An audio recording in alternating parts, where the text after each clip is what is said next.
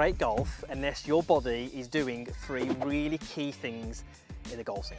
And in my experience coaching, many of the golfers that struggle are missing one or two of these really key elements. Start off with turn. So I'm sure you can all appreciate that in a golf swing we have to turn, we have to rotate our body. We turn away from the target and we turn towards the target. However, it's not that simple because we have to turn on an angle. So how do we turn on a tilted angle? Well, that has to be through your knees, through your hips and through your shoulders. So here's the first little exercise I want you to do to really kind of feel and get a sense of what that's like at the end of your backswing. You're going to tee your ball up. We are going to hit this golf ball in a moment. Take the club, pop it across your shoulders. And I want you to just stand perfectly upright this way. And I just want you to get comfortable making a turn. So I'm going to rotate and the grip end of my golf club is going to start to point towards you as you're looking at it through that camera.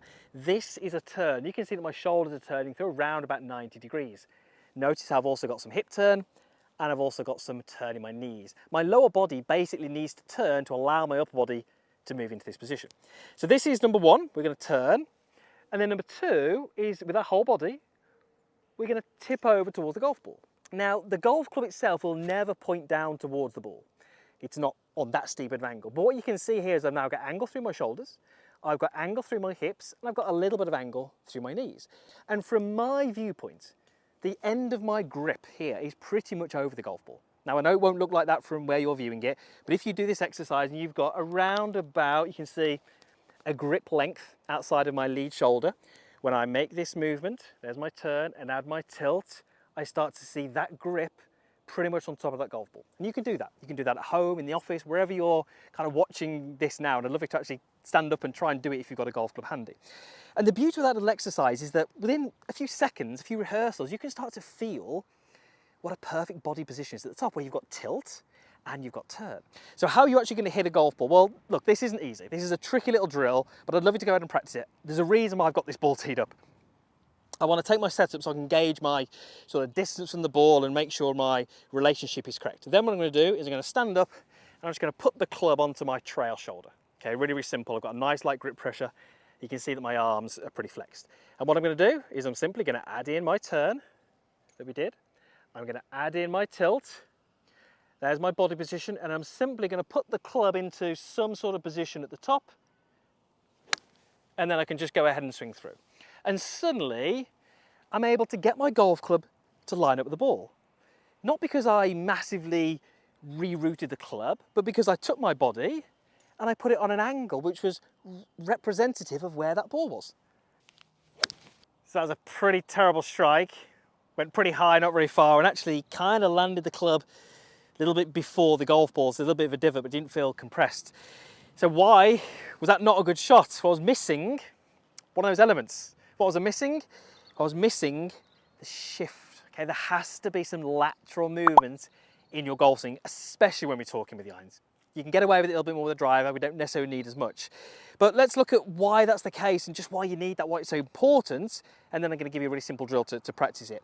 So if I took a setup here, when I address the golf ball, I'm basically setting a low point of my golf swing, okay? My low point is going to be pretty much middle of my heels. Now that will depend a little bit on how you set yourself up, where your hands are, but effectively it's going to be pretty much middle of your heels. But we all know that if you want to hit good quality iron shots that are well struck, you have to hit ball, then turf. You have to have that descending blow. So the club has to be bottoming out target side of the ball. How do we do that? Well, there's a couple of things. Rotation is one of them, but we have to have some lateral shift. Okay, and if you watch any great player and you look at their hips in the downswing, you will see them shifting laterally towards the target. What that does is it shifts that low point and allows you to hit ball, turf, get the club going into the ground and get that really compressed feeling. So I want to make it really simple. I want to give you a really simple exercise that you can do. Hopefully you're all going to have a towel or something that's quite similar. Now I've just folded this over a couple of times and I'm going to place it behind the golf ball. For my towel, which I folded over a couple of times, I want it maybe 1.5, 1 to 3/4 lengths of my 7-iron behind the golf ball. Now if I took a setup and I kept my hips in this position without any lateral shift, if I wanted to hit a shot, I'm pretty much always going to be colliding with that towel. Now, it's not going to stop my golf club, But if I was to do that, it's certainly going to disturb the towel or move the towel, and I'm going to get that feedback. What I would love you to do, and absolutely, let's start without a golf ball. Let's start with, just getting comfortable with the movement first. I really want you to learn how, from here, a bump across the target with your hips, a lateral shift, allows you to land the club consistently into the ground, but always missing the towel.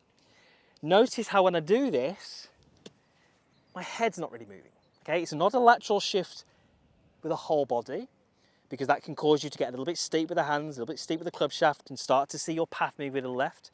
But a shift in that midsection allows you to land the club in the same place every time, and that place is where it needs to be relative to the ball. Now you can see the speed I was doing those at, pretty slow speed, okay? So let's go ahead and do that with a ball, and let's see if we can do it at the same speed. I've got my towel behind as my reference, little backswing, add in my shift, and guess what? The strikes are perfect. So how I shift in the downswing is directly related to how well you can strike it, where your low point is. And once you've done that a couple of times, you can do two things. You can build at the speed. Let's just make sure my setup is good. So this time I'm just going to go in a little quicker, still going to shift. And again, miss the towel. You can see a big divot there, but the divot was in the right place. And then once I'm a little bit more comfortable, I can start to take away my external focus, start to take away my feedback, and start to transition that new skill to the golf course, because guess what, on the golf course you can't put a towel down. But what I've done is I've trained, I've got the right movement in, and then obviously I can just go ahead and execute that movement without the towel there. And the last thing that you have to do with your body, and this is exactly what I did with Owen, this was the game changer for him, transformed his whole game. You have to push away from the ground. So the forces that you generate from your body are three. They're rotational forces, they are lateral forces, and we call them vertical forces. Now, this was really key for Owen because he had the first two. He was missing the last one. And when we added it in, I say, massive changes. So when I set up the golf ball, look at my body shape. I am tilted or flexed forwards. I've got angle in my hips and my upper body is tilted over. Now, when Owen was going through the golf ball, what we saw from that face on is as he was turning through, he had maintained too much of that body shape. So he was still in this flexed forward position. What I wanted him to do is take this position, and as he went through the ball, push, extend, and actually move towards this little bit of a kind of extended position. Because watch what happens here. If I take my setup, if I remove my flex and work towards my extended position, that looks pretty strange.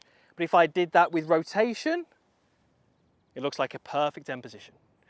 So as we've got our rotation, we need to be making sure we have got this push away from the ground into this extended position. So let me show what that would look like, good versus bad. This is what we kind of saw Owen doing. Okay, I've made that a little bit worse, but you can see that body shape that we want to try and avoid. And then what we had him do was move very much into this different position at the end, where he was pushing through his body. I wanted him to feel like his hips were closer to the target than his chest, and his chest was facing up to the sky.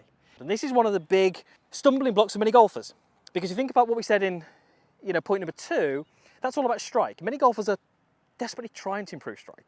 They're desperately trying to get the club to go more down because they believe that's going to help them, and it probably will. So it almost feels contradictory to move away from the ground on the way through, to kind of push up in this direction. But I always use this example, okay? My club head can be going down as the other end is going up. There is not a direct relationship between these two. Well, there is, but it's not, they don't move in the same direction. The golf club isn't moving like this in the golf swing, it's moving like this. So provided you have that shift, that's going to get you into your lead side, and then you can use that pressure into that lead side to push yourself out into that follow through position. Here's the drill I'd love you to do. I'd love you to take a setup. Mid-iron is perfect. And I'd love you to hit some shots where you find yourself in this end position with the club head lower than your head. Okay, let me show what that would look like. Yeah, probably a little bit higher than my head at one point, but it's finished not too bad. There's my extended body position. Club head is, well, if I cheat a little bit, lower than my head. That's a great little exercise. Okay.